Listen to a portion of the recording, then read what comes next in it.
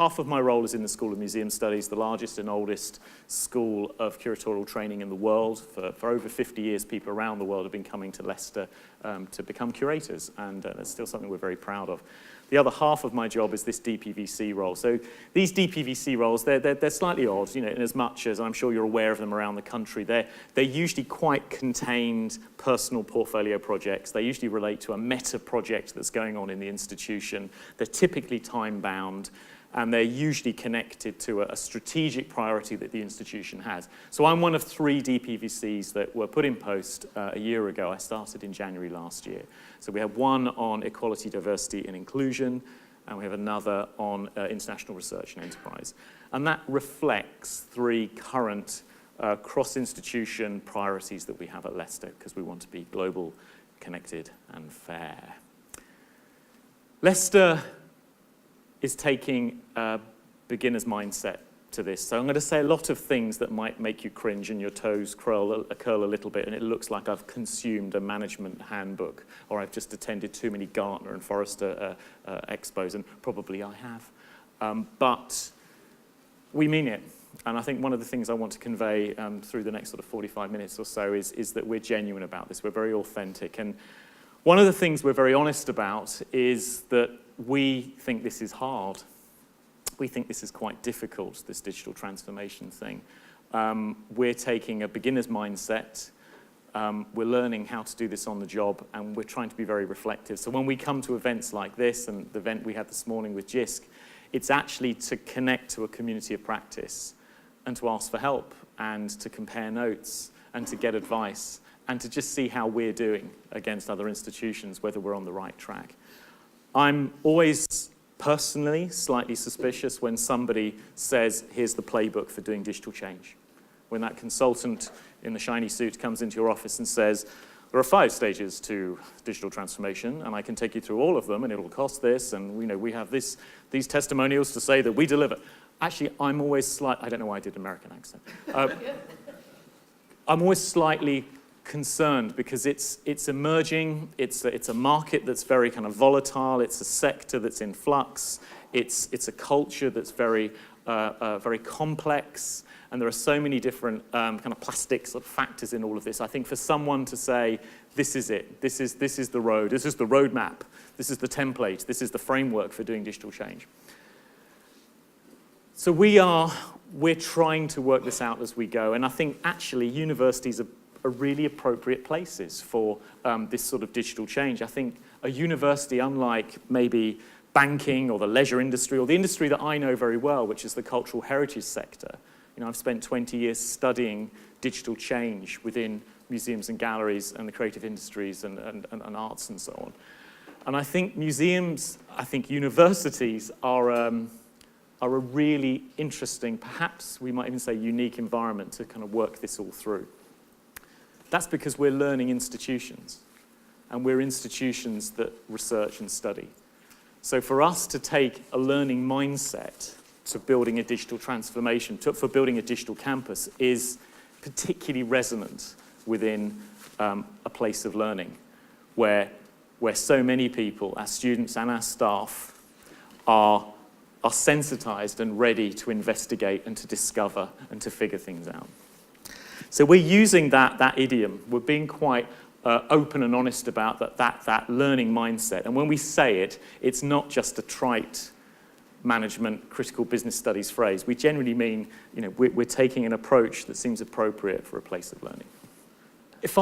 What I'd like to do is to take you through a little bit of a strategic story as to why we've got to the point we have with the wonderful initiative, estates projects, innovation projects, programs that are in place, rolling out now, because I think one of the reasons we're having success, and one of the reasons why we're pushing on open doors, and one of the reasons why we don't feel that we've got a kind of drag anchor, a cultural kind of drag anchor pulling us back, is because of some work we did about 2 years ago. One of the reasons why I find it, I feel quite empowered when I go into a room, whether it's sitting with the Dean of Business or sitting in an academic committee or sitting with professional service leads or wherever I need to go across the institution. One of the reasons why I feel I have a mandate and I have a kind of solid platform, is because the university's already agreed to do this. I don't have to go into the room and make the case for digital. I don't have to say, this is, to convince someone that this is a priority. Because of work we did 2 years ago, we've already agreed that building a digital campus is our strategic priority.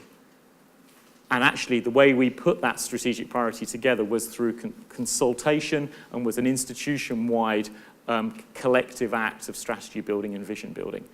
It means that I can start by going in the room and saying, okay, so Leicester's building a digital campus. Right, we've got these priorities, and we're now following these projects.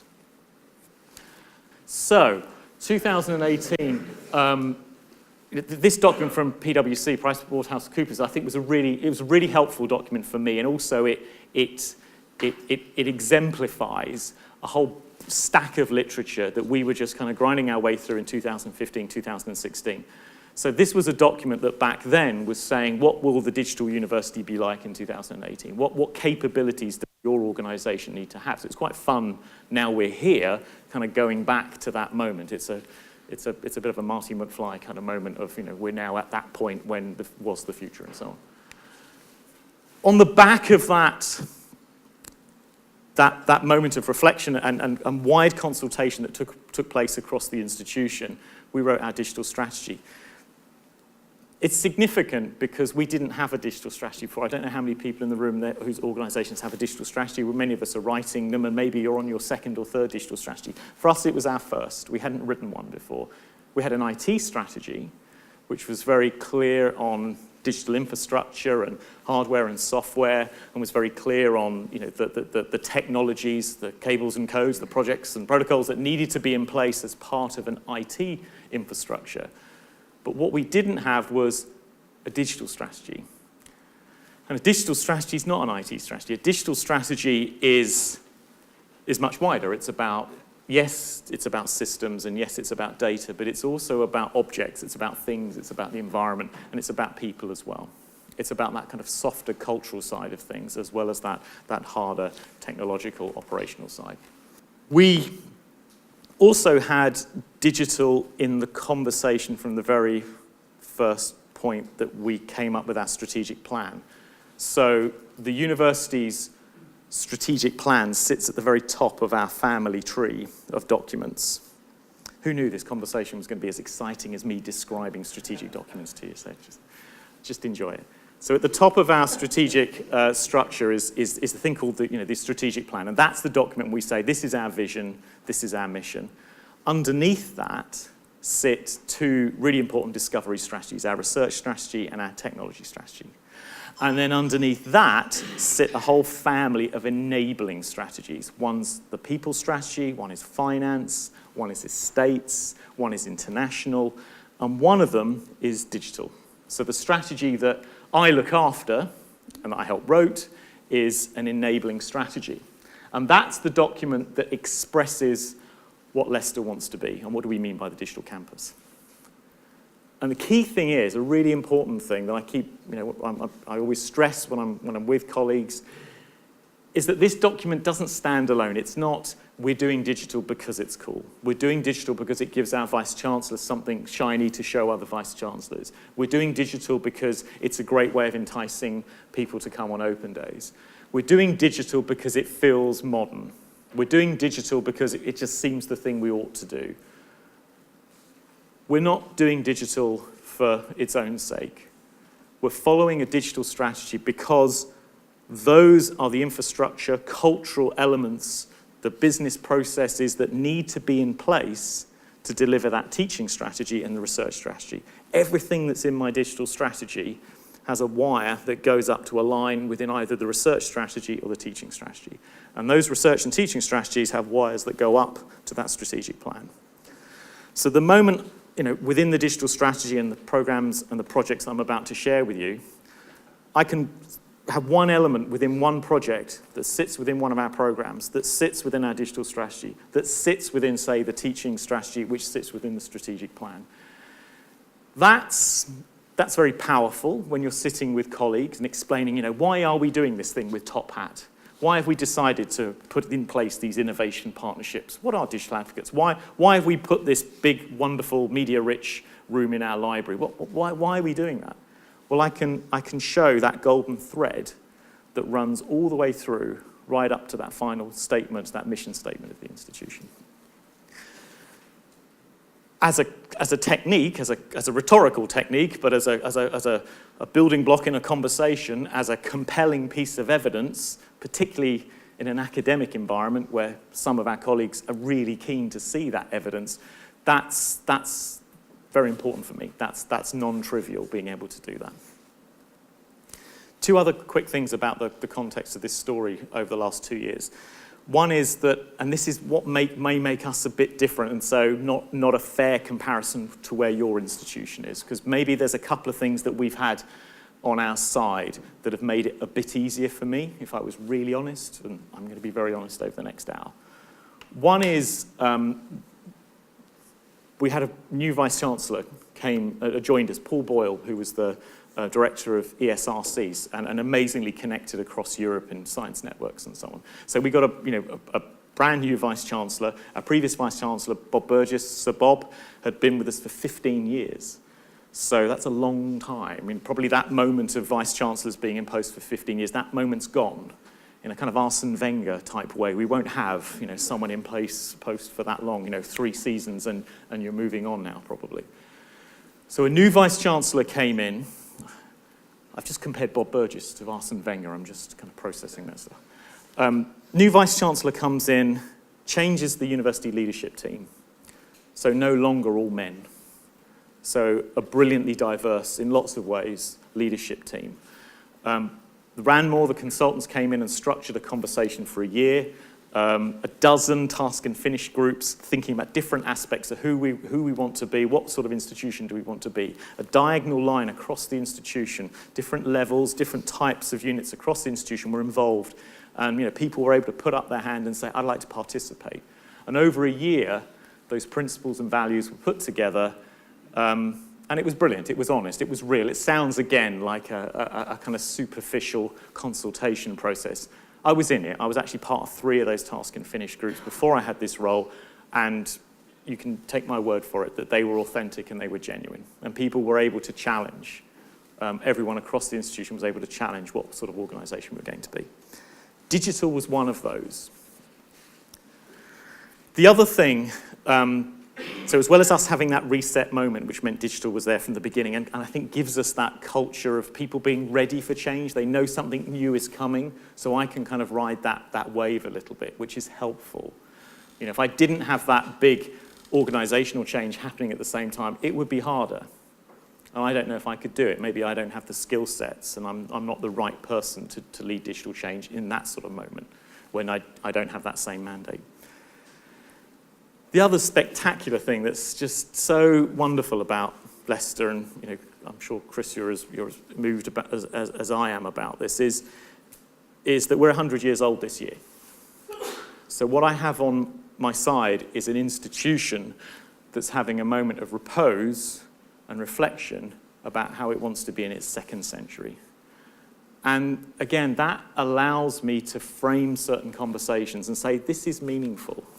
This is quite profound where we are. This moment now, this year, this is quite a special moment.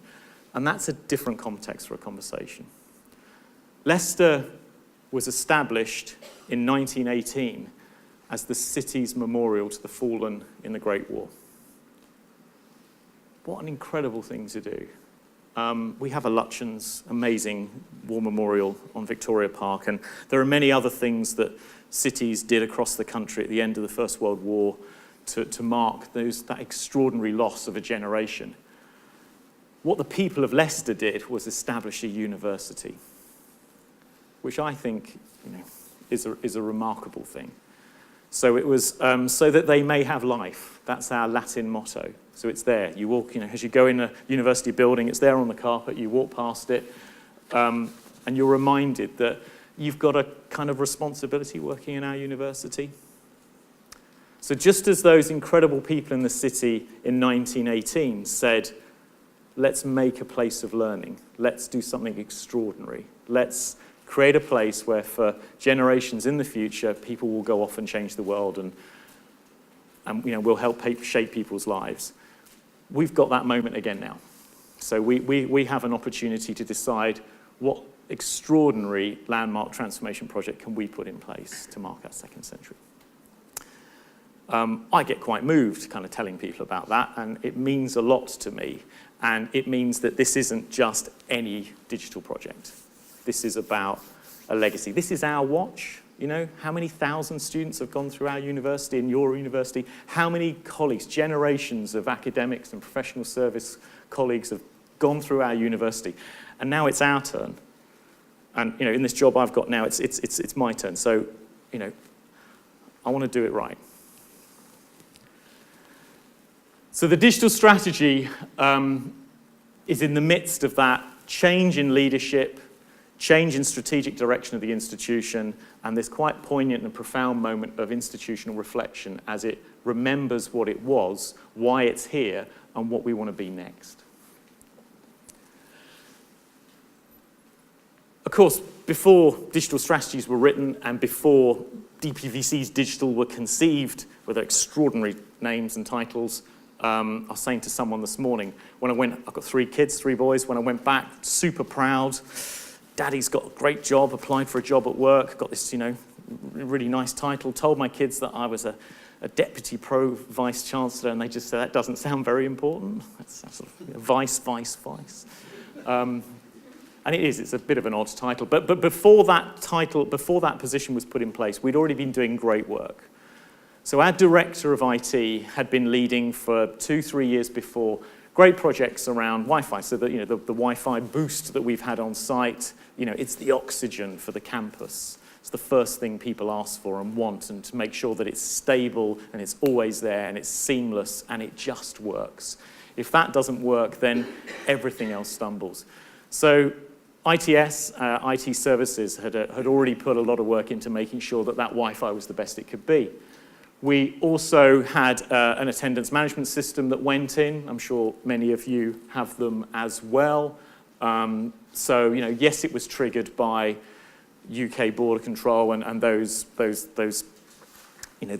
reports that you get back from consultants asking you to ensure that you know which of your international students are on campus and that they are attending and so on and so on. But actually, much more than that, it's about us caring about our students and wanting to make sure that if somebody isn't in the room, we start to notice that they're not in the room.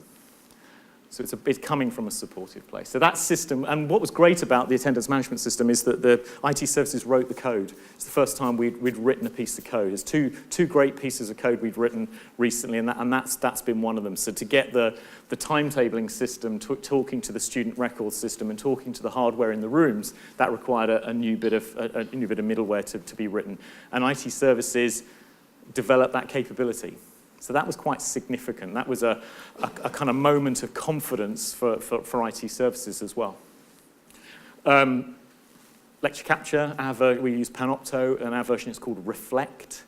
And again, for us to have that in place was an important moment for us, because it meant that we were keeping up with those important measurements of what a 21st century university needs to be. And yes, we have an app as well, Collabco. So it's the My Day app that is now sitting in the pocket of all our students, which means we've got a way of pushing content to our students and students responding back to us. And it's now talking to Office 365, which could be the other thing that I could put up on there as well, because students with their OneDrive accounts and starting to use the Office 365 ecology means that this stuff's all connecting. So before the digital strategy, we already had momentum, and maybe that's the third thing I need to say. New Vice-Chancellor reset, 100 years old. And also that we had, because of the brilliant work of my director of IT, we had shown the institution what technology can do. Here's brilliant Wi-Fi.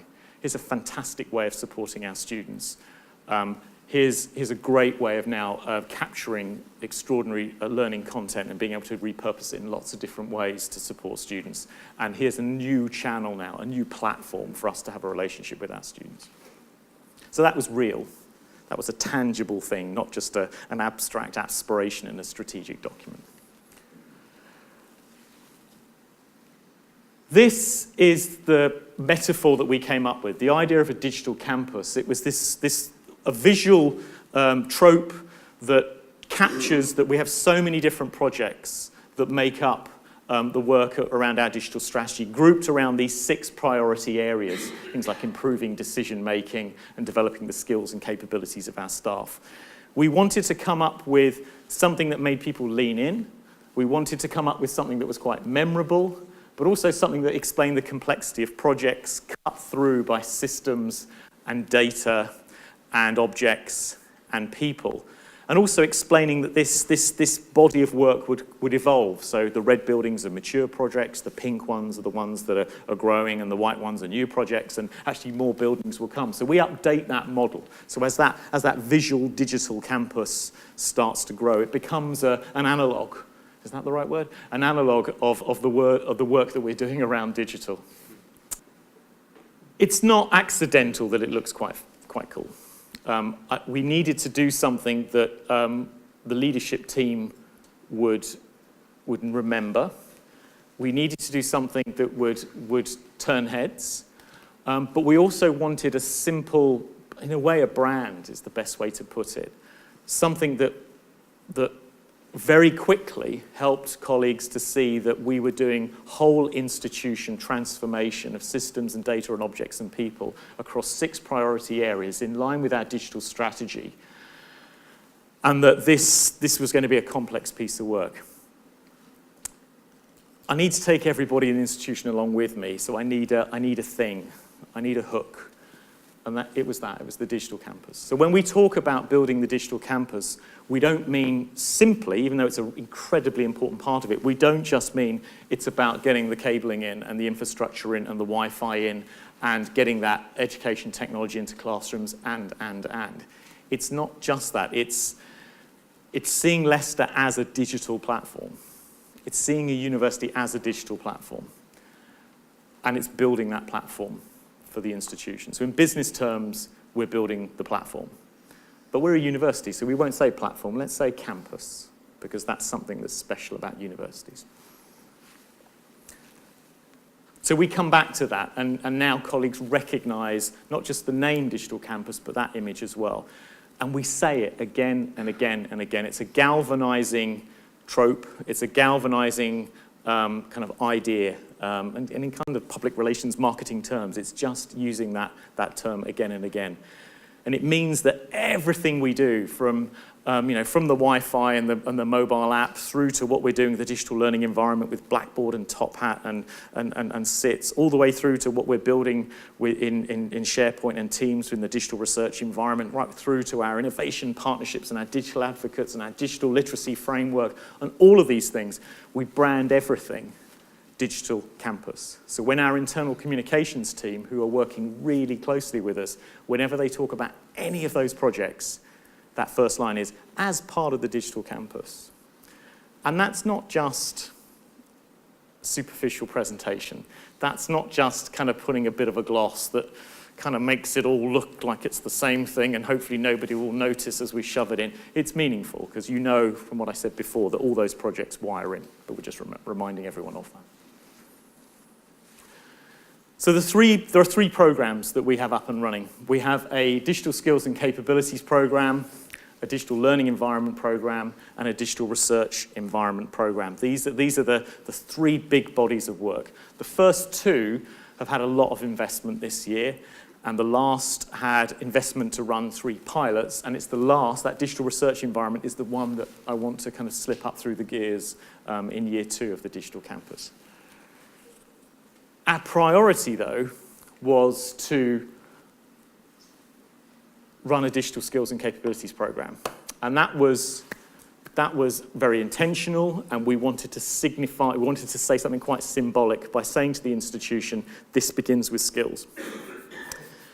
Okay, it's going to sound a little bit cliche, but you can have the best Wi-Fi, you can have the best touch screens, you can have the best monitors, you can have the best infrastructure in place, but if you don't have a digitally confident workforce, then that technology doesn't get leverage for you. You can have the best software in place, the most wonderful integrated ecosystem of applications and platforms and programs, and your digital learning environment may offer all sorts of metrics and analytics and insights into the way that your students have those multiple touch points in the environment, from cafe to library to lecture theatre. But if you don't have a fluency in your institution around digital, then that potential connection of data doesn't transform you.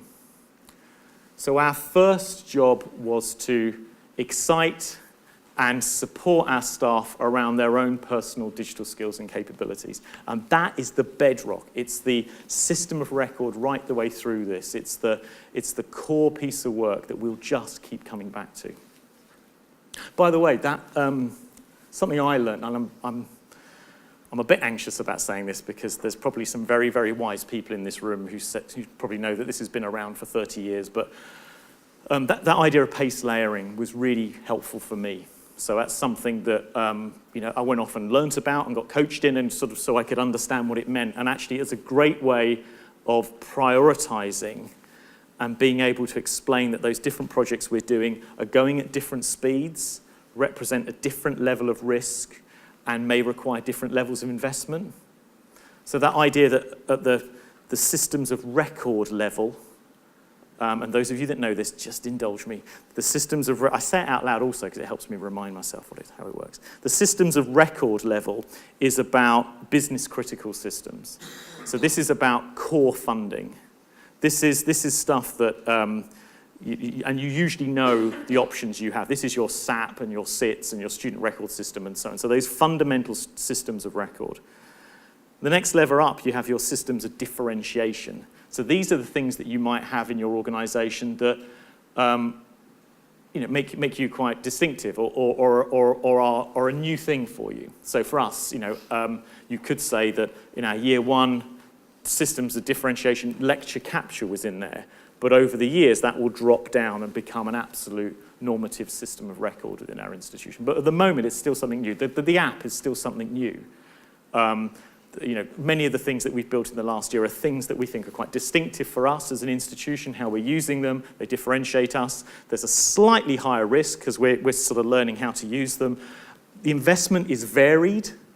So unlike the business critical and high investment in the system of record, a system of differentiation, that investment might be varied.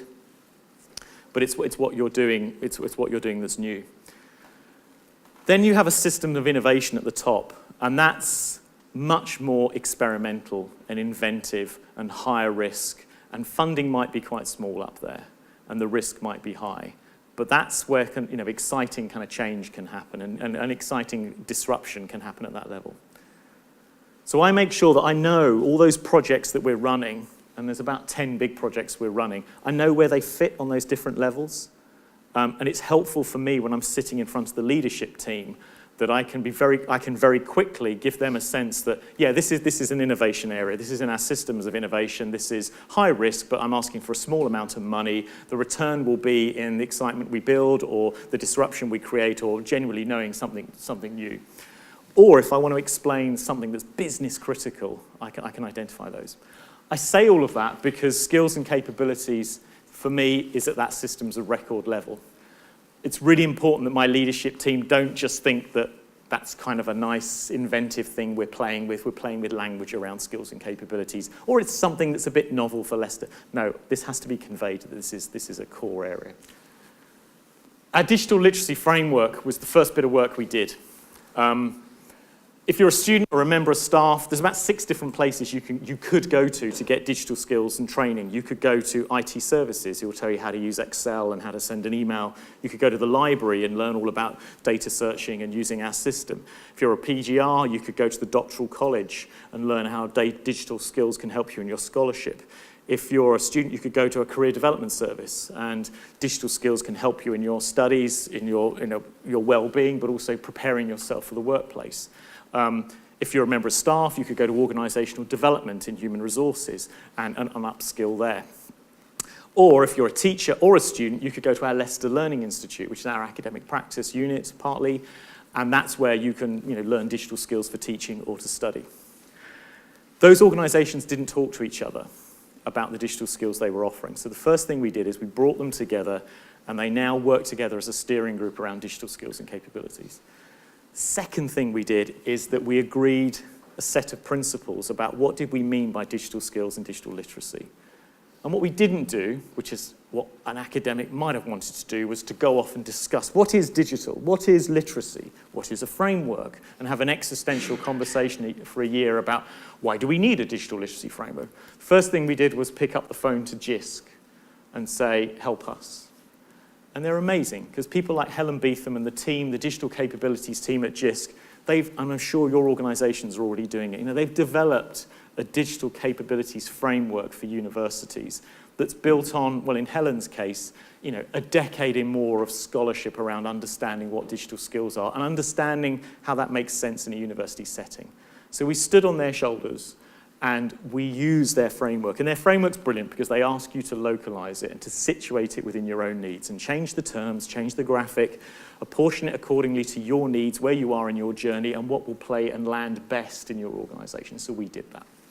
And the digital literacy framework that builds on all that work of JISC, and we have a much, much better graphic than that now, was passed by our university leadership team in November last year.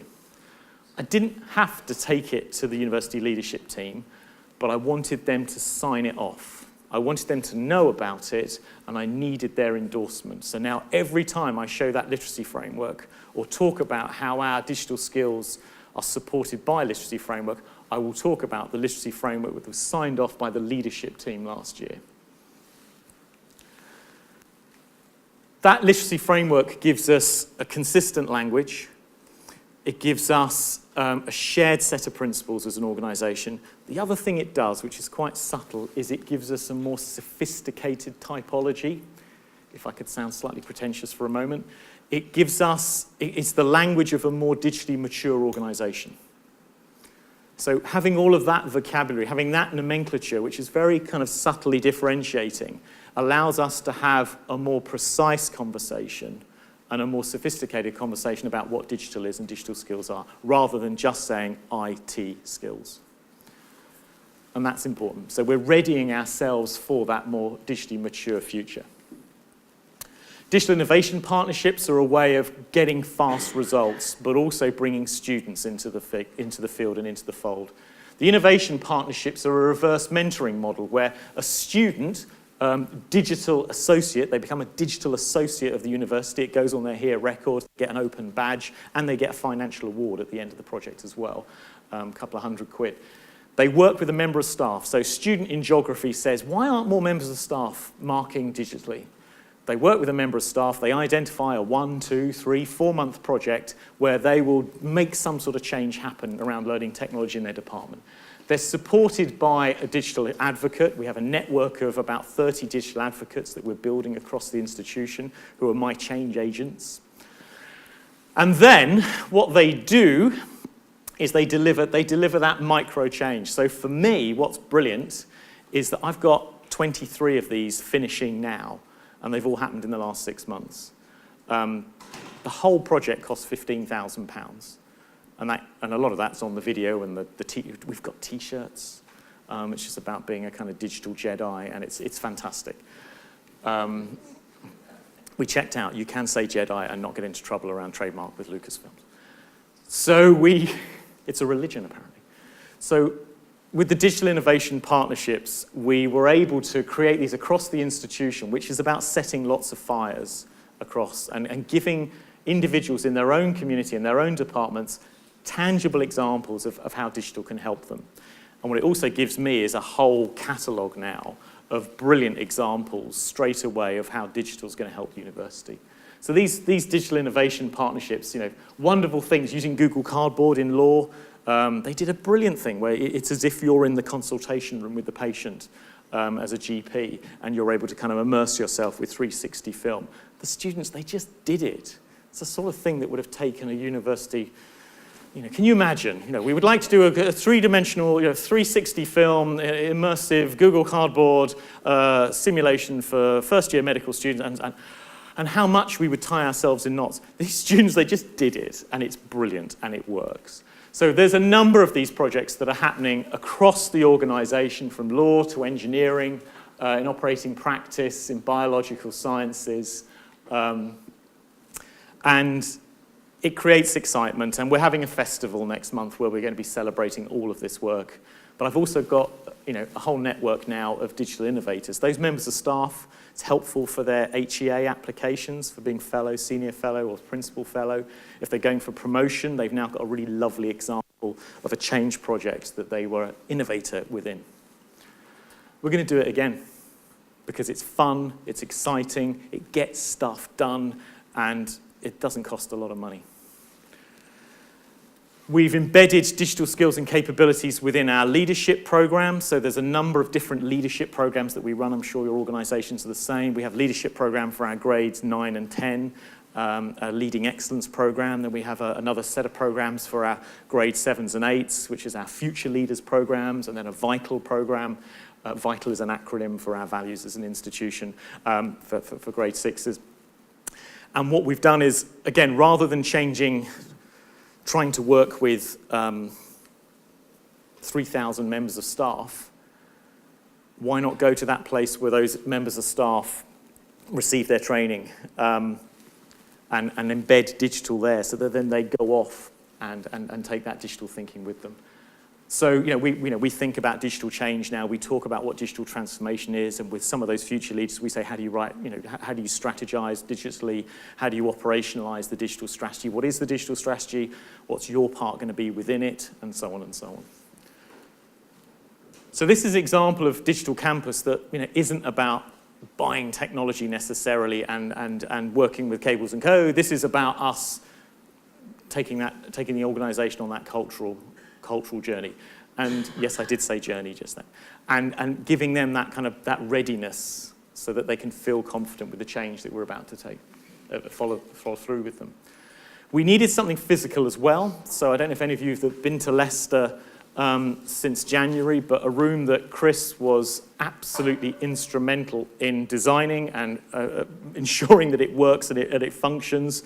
I can't imagine how many hours that Chris put into making the technology in this room work, but and was tirelessly part of the team, the core team for the best part of 6 months. I thought that was amazing to go from a concept and an architectural conceit in July to us opening the doors in January to our media-rich social study space at the front of the library with beautiful glass walls.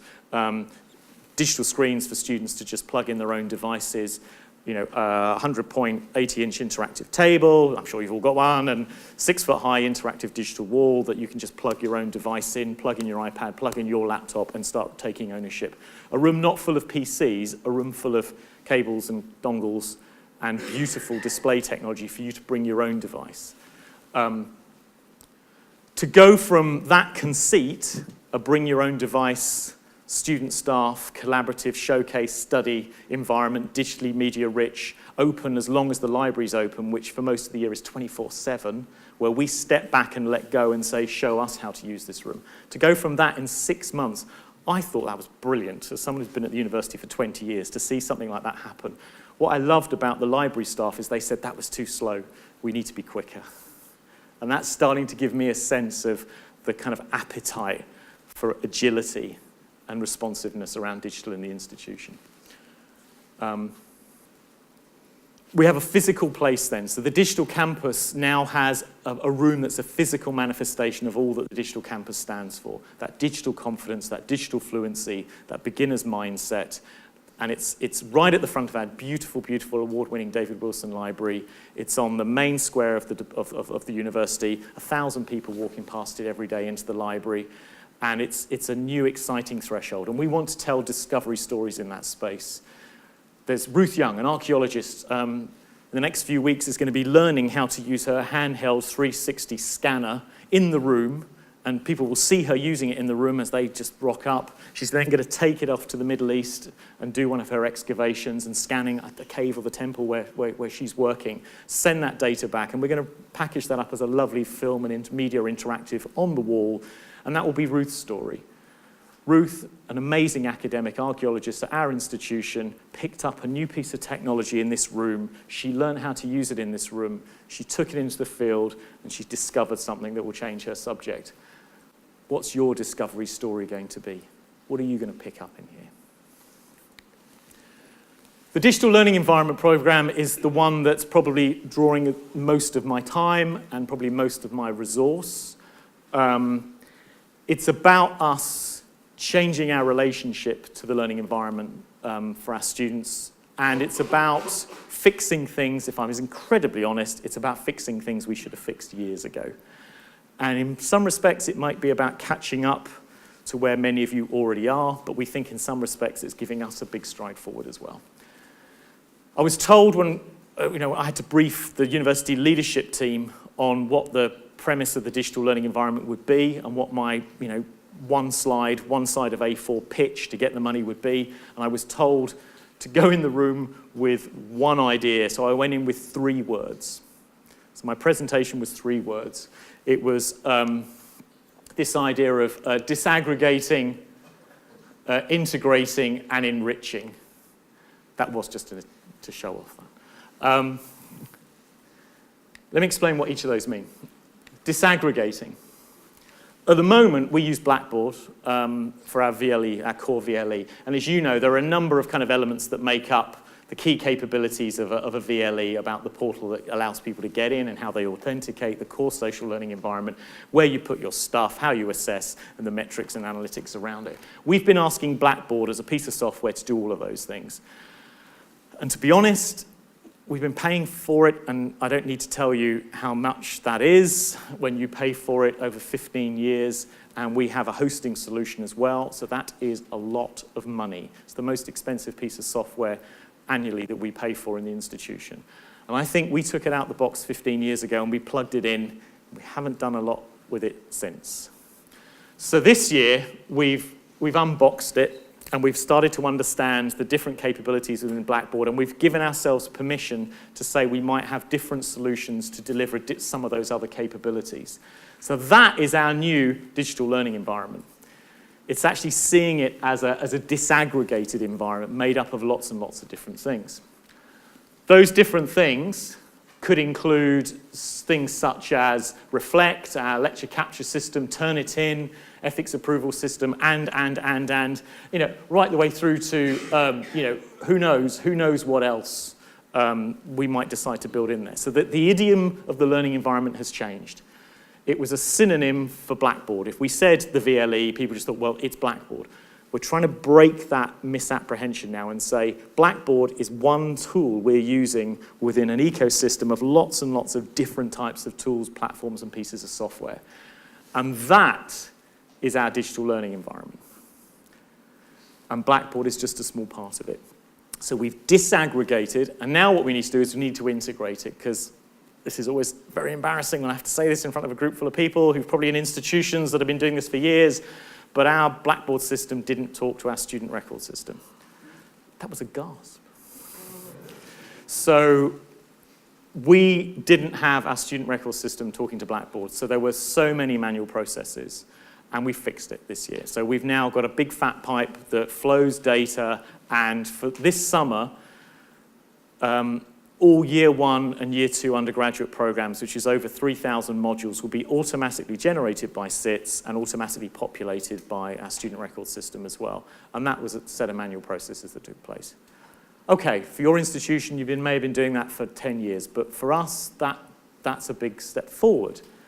But what we're also doing is we're now making sure the rest of that's all integrated. So we have single sign-on now. So single authentication means that that's it. We've cracked that, and you get into Office 365, you get into Talus, you get into Turnitin, you get into Panopto, you get into Blackboard just with one sign-on at the beginning on a very nice interface when you fire up your machine. So we've really risen in our capability. So we're moving from Blackboard as one piece of one software representing our DLE to actually now having this integrated, disaggregated environment, which I'm sure is the approach many of you have taken as well.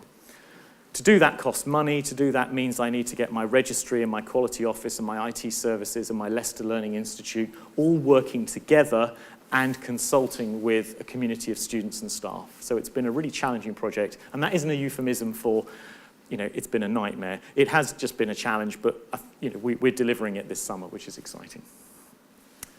What we've also done is we've decided to improve the interface, because we hadn't done much with it, so it looked like a website from 1998. So rather than having orange buttons and the old university logo on it, we've changed the interface now, so we use the Office 365 authentication point, and we've just started to reskin it, and what's lovely is we're working with Blackboard.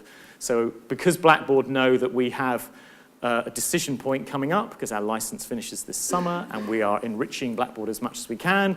Blackboard are very keen to work with us so that we get the very most out of it, so that when we make our decision this summer on whether we go out to market or not, we're making it knowing that we've used Blackboard to the fullest of its capability. And that's been fantastic. So we're learning finally how to use that piece of software. That will change the look and feel of that key learning environment. It will make it more automated and more efficient.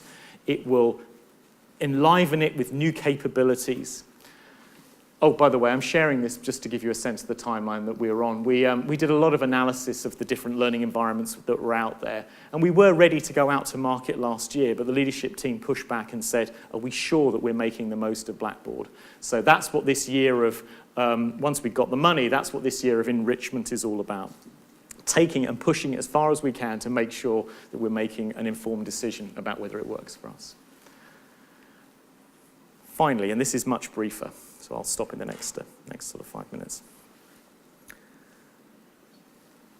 One of the things that characterizes our approach to building this digital campus, as well as it involving students, as well as staff, as well as it being about physical rooms like the digital reading room, as well as those changes in information architecture as we're doing with the changes to the learning environment.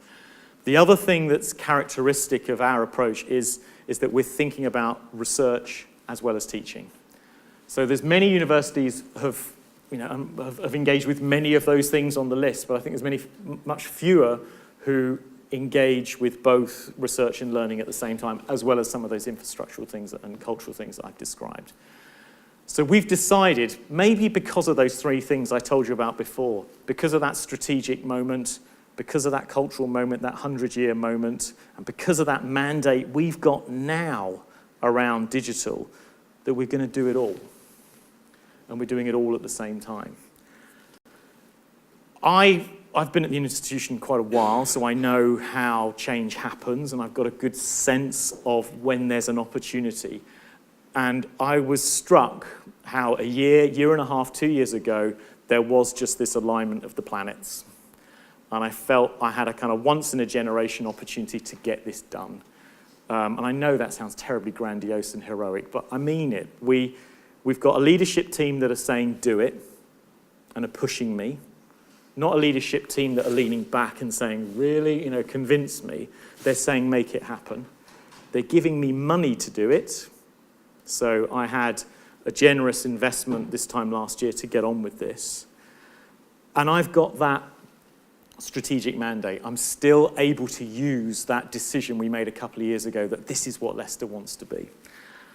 I'm not sure if all of those things are going to be in place in 2 years' time, 3 years' time. We may be in a different place financially. We may have a different leadership team. The strategy may have evolved into something else. We won't be celebrating our 100th anniversary. There'll be and actually, another thing, and I remember mentioning this in my interview, there's just a cracking group of people on the team, and one of them's sitting there, but there's a cracking group of people in the university at the moment, in all the key places, who I couldn't wait to work with. So a lot of things are in place for us to do this right and to do it now. So that's why we're doing the whole shebang. So the digital research environment is about running a few pilot projects that help us test this. And it's a simple premise, really. If you're a teacher, Now you get an automated Blackboard course site when you start your module. And we'll populate it with students for you. We'll plug in Turnitin and assessments. We'll plug in attendance monitoring and Reflect and all sorts of other things. So we'll give you this digital classroom full of capability, talking to the library, talking to the registry and student records system, accessible to our quality office, part of the Office 365 ecology, wonderfully wired in, integrated, and a place then for you to do whatever you need to do as a teacher. But there's this exciting, consistent, integrated, capable platform that we give you. If you're a researcher, we give you nothing. I started as a PI. I got a large AHRC grant last year, so I've got a £500,000 AHRC grant as part of my museology scholarship, my work in that area. And I don't get anything from the institution. I get a couple of letters from finance telling me what my project designation number is, and here's a consent letter, a notification letter from your research council, and here's some elements from HR about the research associates you need to hire, and here's something from your college, and here's something from your school. So there's a risk that you start running a research project through your inbox in Outlook. We need this capability. We need a fully capable, clear, consistent environment for our researchers to do their amazing research. Your institutions may already offer this, but this is something we're building. We ran a series of workshops and consultations with key stakeholders last year. I went to the college research committees, and we built awareness, and we listened, and we understood, and this is the list that we've come up with so far. And it resulted in February in me going to RSPPC, which is our top research committee of the institution, and asking for their endorsement for a 2-page vision of a digital research environment, which they gave us, and they've endorsed, and that's what's gone in the investment round that we're in now. So we've asked for a big chunk of money to do this next year. I think we'll probably use Office Teams. It's as simple as that. Let's start with something we're already paying for and something that works. So I'm a pilot. I'm one of 3 pilots that are running, and there's another project as well, where my 20 collaborators that I have on my HRC project, which include the Arts Council, Nesta, Heritage Lottery Fund, Museums Association, Association of Independent Museums, a whole series of regional networks of museum development networks, 6 national museums, FutureLearn, Culture 24. I've got Johns Hopkins, Monash. I've got almost 20 external partners that I need at University of Warwick that I need to work with my project. What ITS have done, which is fantastic, is that the Office team environment now accepts those external accounts, but they stay within that environment. They don't get the golden keys that allow them to run around the university library as well. And we've never been able to do that before, and that's an absolute game changer for us. And Microsoft have told us that the way we're using Office 365 Teams with external collaborators, that they think there's not another university that's configured it like that. So it's a bit of a first for us, which helps in terms of getting the leadership team to kind of lean in. We're also playing with some video conferencing that we think is going to be key for that, and also how do we crack file share, because there's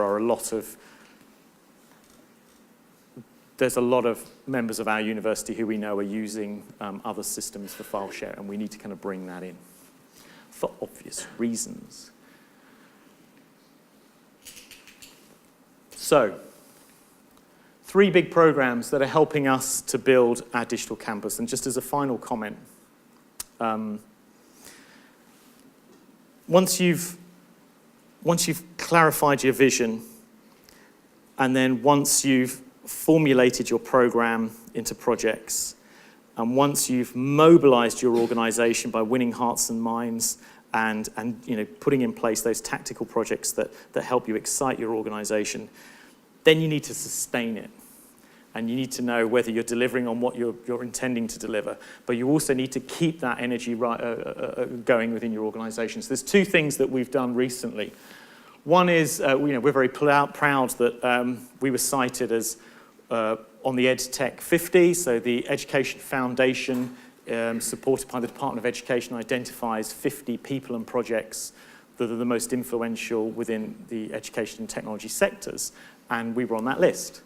That was a great way of saying to our organisation, look, all the things that we've been doing the last year they're coming to fruition. So these things are important. So we celebrated that. We told the Vice-Chancellor, we put out a press release, we put it on social media because it shows the organisation that this matters and that we're getting recognition. And it's part of that confidence and building Leicester's confidence in this area. The other thing that we were in control of was that we've just signed up on March the 21st, we signed up to the Digital Nations Group. I don't know if any of you are already part of the Digital Nations Group, but find out about them. They're fantastic. They work with organisations globally that are going through digital transformation. So you get this community of practice, this set of critical friends, actually outside of HE, because the partners, I think last week IMF signed up, Scottish Parliament, European Commission, IKEA. There's a sort of range of kind of NGOs, government, and corporate partners. So we're now not just a partner. When we met with them, we said we want to be something distinctive that gives us even more confidence in this space and challenges us to sustain our level of activity in this area. So we're now the European lead on the digital campus. So we will be working with universities across the country, and we'd like to reach out to you to think about what building a digital campus is about. How do you conceive it? How do you sustain it? How do you deliver it? And let's share our best practice in that area. It's great for us because we suddenly have this network of these companies and organisations that can come on campus and excite our researchers and teachers and enterprises. But equally for that Digital Nations Group, we're putting up our hand and saying, we'll be your research, we'll be your R&D, we'll be your research organisation. So if you want some research done into digital transformation, ask us, because we're your university partner. And that's one way that we're sustaining.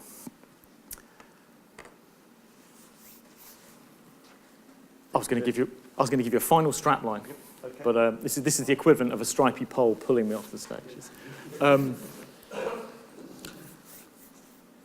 I just end by saying that we can confidently show you 3D models and give you lists and have shiny kind of summaries of lots of projects that we're doing. But I would say throughout all of this, we've continued to have that beginner's mindset.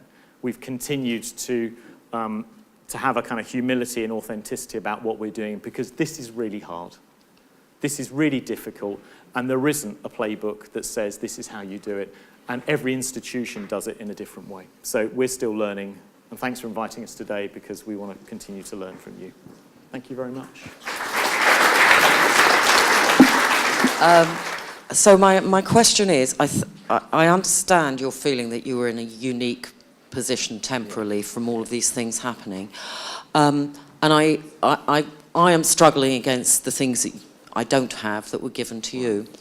And I guess I'm just interested with what happened with the people that might have been harder to persuade. You know, you've always got 25% that can't get going soon enough, 50% go along, and 25% are laggards. What happened to them? Was this feeling of excitement almost? Where did they go mentally? I went and talked to them, and I'm kind of recorded here, so it's not quite Chatham House rules, so I'll be careful in how I explain this. But we have a Yammer group, we have a digital campus Yammer group, and we just say, just tell us, how are we doing? And it's open all the time. And our head of internal comms, Ross Tarbert, who's just a genius in this area in terms of framing conversation, he's on it every day. And if ever a comment comes up, we take our time. All that good practice that you have, anyone that works in kind of social media where there's a bit of trolling goes on, or somebody decides to challenge, or someone is maybe inappropriate, or actually they're not inappropriate, they're just angry, or they're misunderstood, or not being heard.